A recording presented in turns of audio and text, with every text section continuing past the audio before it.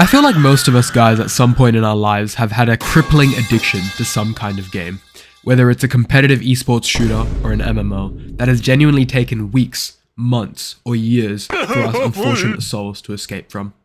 COVID was probably a kind of catalyst for this addiction for many of us, because being locked at home with unlimited access to the internet is the exact kind of disaster waiting to happen. Well, as a dumbass kid, I probably spent most of this time grinding dungeons, building multi-layer crop farms, and getting scammed on Hypixel Skyblock.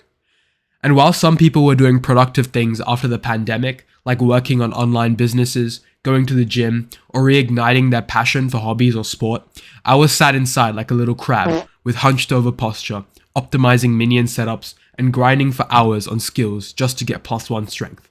In its prime, this game was engineered to be addictive.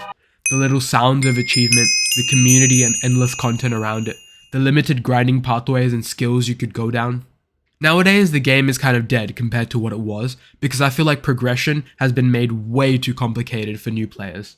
There's just too much random shit to do. For me, it was probably the Technoblade Potato Wall videos that truly got me into the game.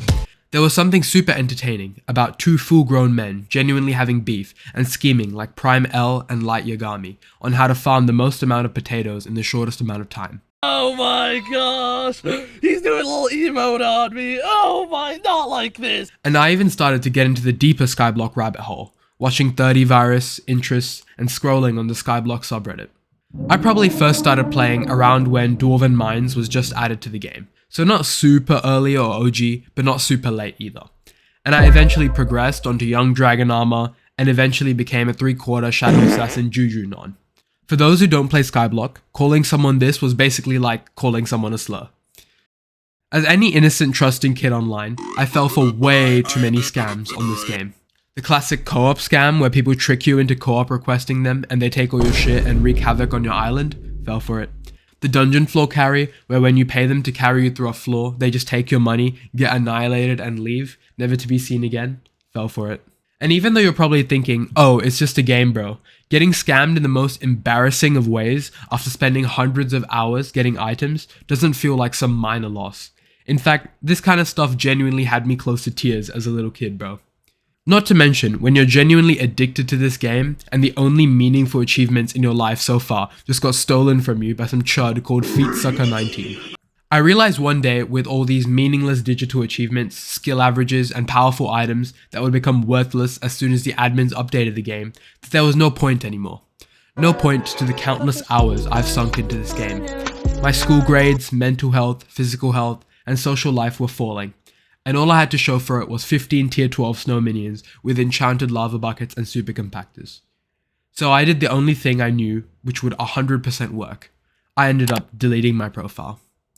Fast forward a couple of years and I have finally beaten my addiction to this game, thankfully without sinking thousands of hours into it like some people I know. I still probably have close to 700 or even 800 hours in total in this game, and honestly I would definitely say I regret the time, the opportunities wasted, even the chances to develop my social skills and grow up like a normal teen in high school. Nowadays, I have quite a restricted outlook on gaming. Unless I'm completely enjoying it or playing with friends, I tend to avoid and minimize it. I prefer story and adventure games rather than brain-dead grinding ones, and I'd like to say overall, I've come leaps and bounds in fighting my addiction over the years. So yeah, that was the video. Thank you guys for watching.